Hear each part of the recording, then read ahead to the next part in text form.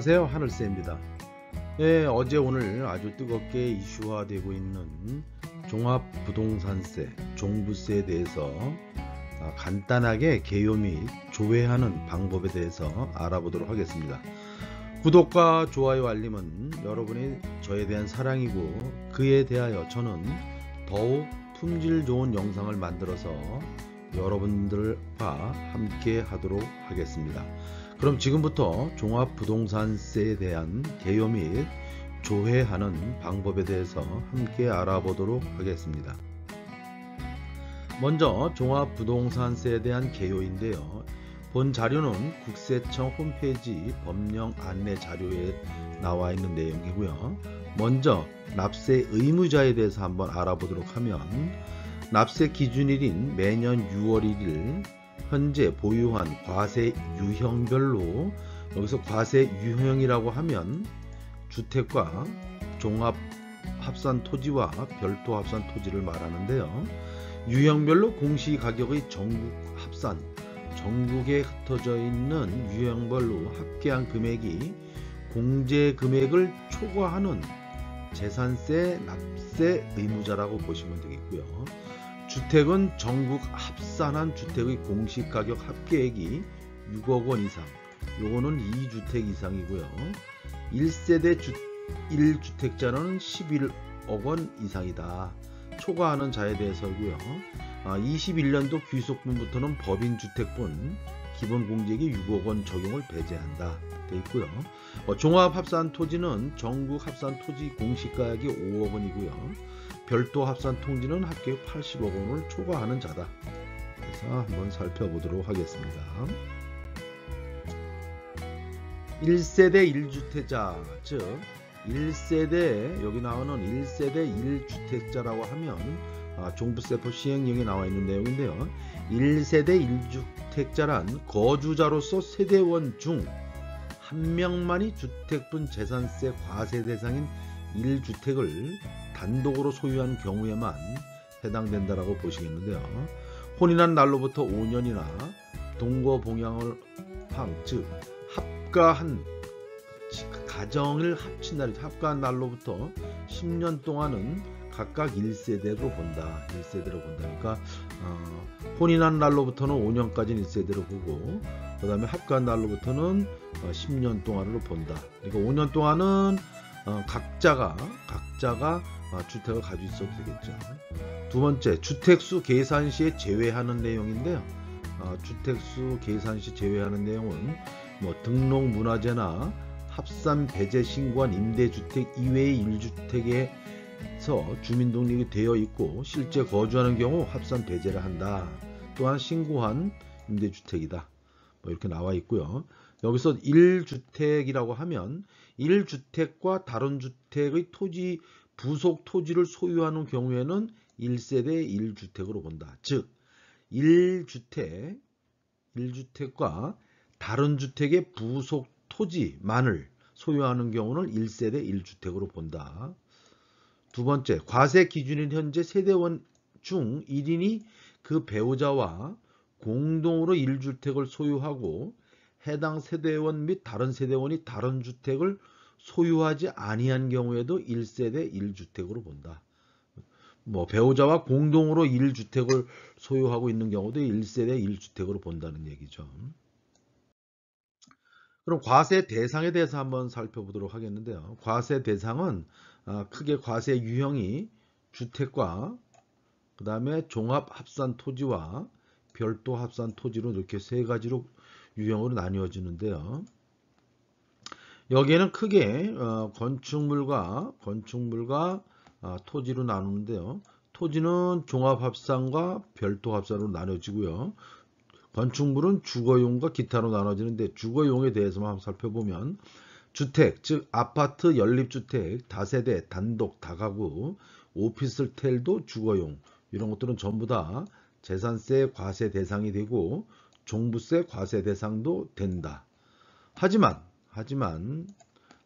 별장이라든가, 여기서 별장, 주거용 건물로서 휴양지에 있는 별장이나 그 다음에 피서용으로 사용되는 것은 재산세는 과세를 하지만 종부세는 과세하지 않는다.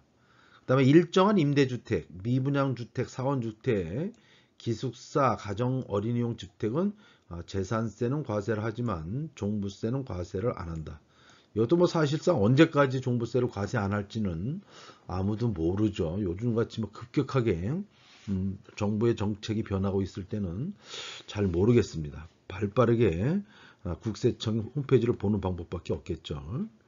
그 다음에 일반 건축물인데요. 상가나 사무실, 빌딩, 공장, 사업용 건물은 재산세는 과세를 하고 있지만 종합부동산세는 과세하지 않는다. 이렇게 되어 있습니다. 종합합산은 전부 다 과세니까 한번 보시고요. 별도 합산도 이렇게 나와 있고요.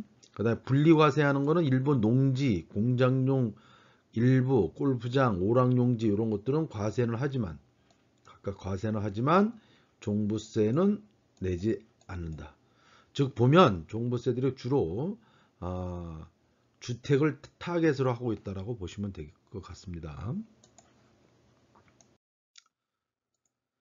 다음에는 과세 표준에 대해서 한번 보도록 하겠는데 과세 표준은 과세 유형별로 전국 합산해서 공시 가격에서 1 감면율을 곱해준 금액인데요.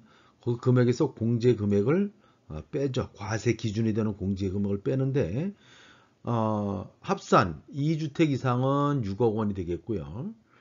1세대 1주택자는 11억 원이 되겠죠. 이 금액이 공제 금액이다. 뺀 금액에서 95%가 과세 표준이 된다라고 보시면 되겠습니다. 즉 주택에 대한 과세 표준은 2주택 이상은 전국 합산 공시가격 1 감면율에서 6억 원을 공제한 금액의 95%, 그 다음에 1세대 1주택자는 11억 원을 공제한 금액의 95%가 과세 표준이 된다라고 보시면 되겠습니다. 법인도 마찬가지로 전국 합산 공시가격 1 감면율 95%, 종합합산 토지나 별도 합산 토지는 각각 5억 원을 배제하거나 80억 원을 배제한 금액의 95%가 과세 표준이 된다라고 나와 있습니다. 그럼 세율은 주택인 경우에는 3억 원 이하는 0.6%인데요. 지금 무슨 얘기냐면 요 3억 원은 지금 요거는 1세대 1주택이니까 전국 합산 1주택에서 11억 원을 공제하고 곱하기 95%한 그 과세 표준 금액을 얘기하는 거죠. 6억 원은 0.8%. 다음 보시면 그 다음에 3주택. 3주택은 실질적으로 2주택 이상이죠.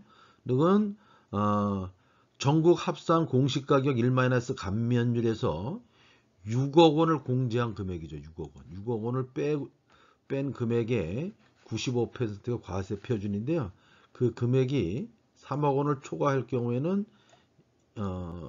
1.2%, 6억 원을 초과했을 경우에는 1.6%, 그 다음에 12억 원 초과했을 때는 2.2%.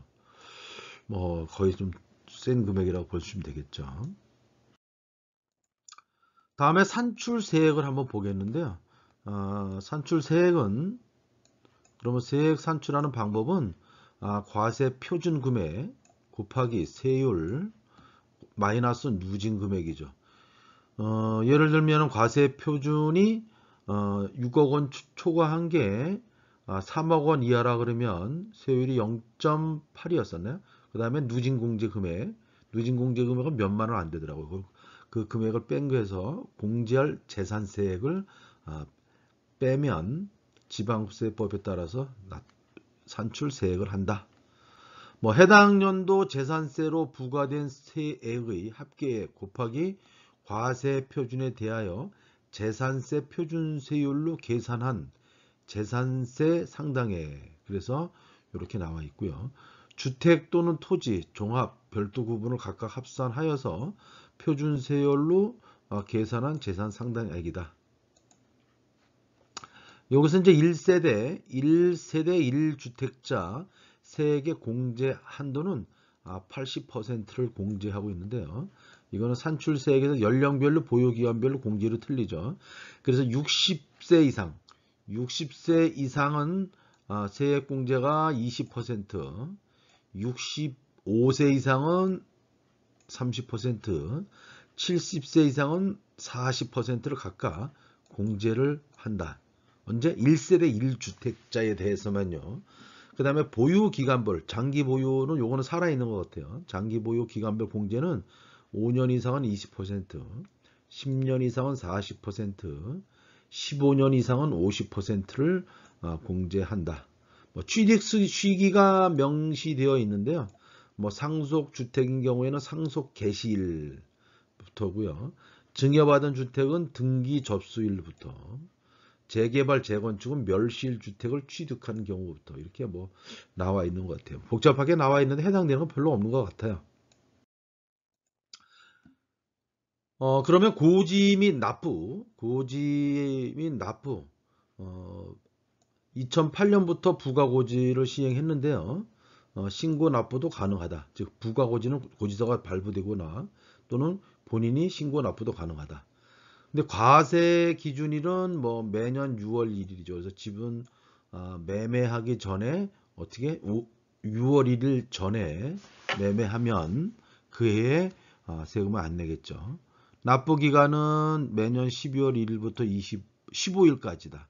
곧 다가오겠죠. 분납은 납부할 세액 금액이 250만 원을 초과한 경우에는 6개월 이내 납부도 가능하다. 이렇게 나와 있고요. 신용카드인데 주의하실 사항은 신용카드 납부도 가능하다라고 나와 있는데요.